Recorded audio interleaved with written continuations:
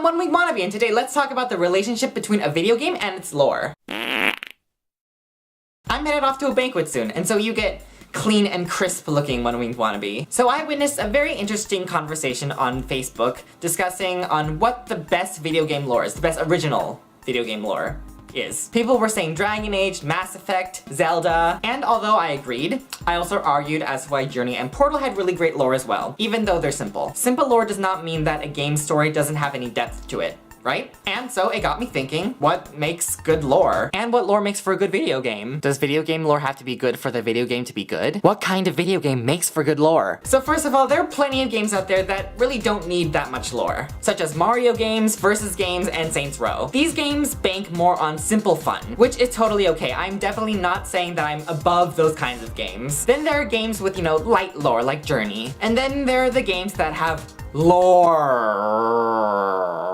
Like, oh my god, who the heck is even gonna read this? Oh wait, I guess the real fans are lore. Like Mass Effect and Dragon Age. And when it comes to those kinds of games that have a lot of lore, it really depends on the game as to whether or not that lore is gonna be seen as interesting. For some games like Mass Effect, there are mountains and mountains of backstories that you could read. But you don't have to. But for the most part, it can be to your benefit. Each of your crew members do come from very different backgrounds. And let's not forget that you do have to make surprisingly a lot of decisions that decide the fate of certain civilizations and planets. It's essentially inevitable that you learn stuff about the Mass Effect world. I mean, not so much world as opposed to an entire freaking universe. And then there are games like Deus Ex, where lore is probably gonna be created for the sake of money. Where a lot of backstory is going to be explored in new media like tablets and books, as well as PC and console games. The way I see it,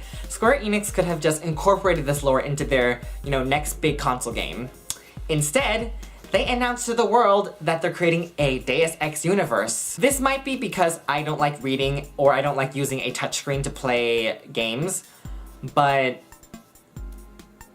this seems like to me that they're just outrightly milking the franchise as opposed to anything else. And then there are games like Skyrim, games that have a crap ton of lore! And to be completely honest, I really don't care about. I just want my loots and my stats to go up. I'm having enough trouble trekking up that one mountain to fight that one dragon. Ain't nobody got time for the 6th volume of the Wolf Queen?